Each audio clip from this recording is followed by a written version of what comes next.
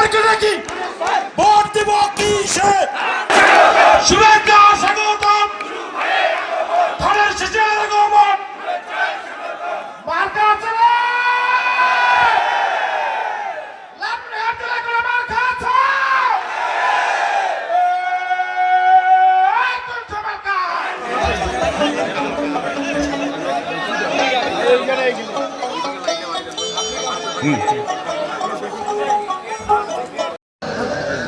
জীবনে বহু নির্বাচনে আমি অংশগ্রহণ করেছি। কিছু কিছু নির্বাচন নানান ষড়যন্ত্রের কারণে আমরা জিততে পারি নাই। আমি মনে করি মানুষের যে সমর্থন রয়েছে, নির্বাচন অবাধ সুষ্ঠু হবে ইনশাল্লাহ। এবার শান্তিপূর্ণভাবে আনন্দ মুখরিতভাবে আপনারা ভোট কেন্দ্রে সবাই যাবেন, নিজে যাবেন, পাড়ার প্রতিবেশীকে সাথে নিয়ে যাবেন, কারোর সঙ্গে বিদ্বেষ রাখবেন না, হিংসা রাখবেন না। সকল মানুষের নেতা হতে চাই আমি চাই কেউ যেন মন খারাপ করে পাশে বসে না থাকে। সালি এলাকা করতে চাই আমি। সুতরাং কারো প্রতি আমরা বৈষম্য রাখবো না। অনেক কাজ করতে পারি নাই। 17টি বছর আমার জীবনের সোনালী অধ্যায় চলে গেল সংগ্রাম আন্দোলন করতে।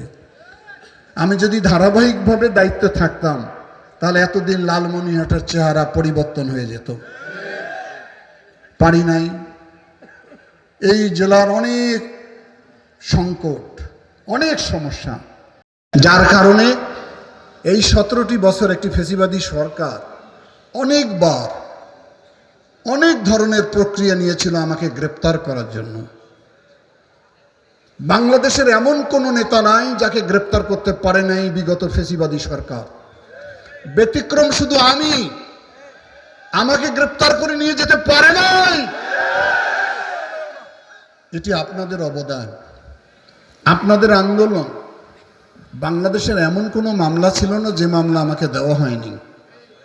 সব ধরনের মামলা দেওয়া হয়েছিল, চেষ্টাও কম করে নাই। কিন্তু আপনাদের প্রতিরোধের মুখে সেটি সম্ভব হয়নি, যার জন্য আজকে লালমনিরহাট জেলাকে বাংলাদেশের মানুষ চিনতে পারে। তারা আমার সঙ্গে যখন দেখা হয় অন্য জেলার লোকেরা, তারা এটা সবসময় আমাকে বলে যে কিভাবে এটা সম্ভব, কিভাবে এত ভালোবাসে আপনাকে মানুষ। আমি বলি যে মানুষের সঙ্গে আমি প্রতারণা করি না। আমি যা বুঝি, যা বিশ্বাস করি, সে কাজটুকুই করি না। আমি দুর্নীতির সঙ্গে কোনো সম্পর্ক রাখি না। মানুষের অভাব অনাটন, সামাজিক পারিবারিক ব্যক্তিগত সমস্যা নিয়ে প্রতিদিন আমার বাসায় হাজারো লোক দেখা করে। আমি বিরক্ত হই না, আমার কষ্ট হয় বয়সের কারণে, তারপর আমি ধৈর্য সঙ্গে তাদের কথা শুনি। সে কারণেই মানুষ আমাকে ভালোবাসে। আর বিগত আন্দোলনে আমি এই অঞ্চলকে বাংলাদেশে কাঁপিয়ে দিয়েছিলাম। এত জুলুম, এত জেল, জীবন মৃত্যুর সন্ধিক্ষণে দাঁড়িয়েও আমি আমার মাথা কোনো সময় নত করি নাই। মানুষের কোনো ঘাটতি হয় নাই, আমি পিছিয়ে পড়ি নাই। রংপুরের মহাসমাবেশে বলেছি যে সময় থাকতে ক্ষমতা ছেড়ে দিন, নিরপেক্ষ নির্বাচন দিন। যদি বিলম্ব করেন আপনাদের পরিণতি ভয়ানক হবে। আমি এই কথা বলেছি। শ্রীলঙ্কার দিকে তাকিয়ে দেখুন, শ্রীলঙ্কার মন্ত্রীরা জাঙ্গিয়া পরে পালিয়েছে। আপনাদের মনে সে অবস্থাও থাকবে না। আল্লাহ মনে আমার সেই কথাটা কবুল করেছে। কিভাবে যে পালিয়েছে আমরা কেউ জানি না। যারা জুলুমবাজ, যারা অন্যায়কারী, যারা হত্যাকারী, আল্লাহ তাদেরকে এইভাবে শাস্তি দেয়। এত বড় একটি বিপ্লব অভ্যুত্থান বাংলাদেশের অতীতে আর হয়নি। 24-এর আন্দোলন বাংলাদেশ যতদিন থাকবে তার ইতিহাসে লেখা থাকবে। আন্দোলন হয়েছিল, 4 জন মানুষ শহীদ হয়েছে। 71 আমাদের বিরাট, এটার সঙ্গে কারো কোনো তুলনা হয় না। কিন্তু কিছু কিছু দল 71কে ভুলতে বলে আমাদের। আমি শহীদের সন্তান, আমার পিতা মহান স্বাধীনতা যুদ্ধে আত্মাহুতি দিয়েছে। যারা এই কথা বলে তাদের সঙ্গে আমাদের কোনো সংযোগ থাকা উচিত নয়।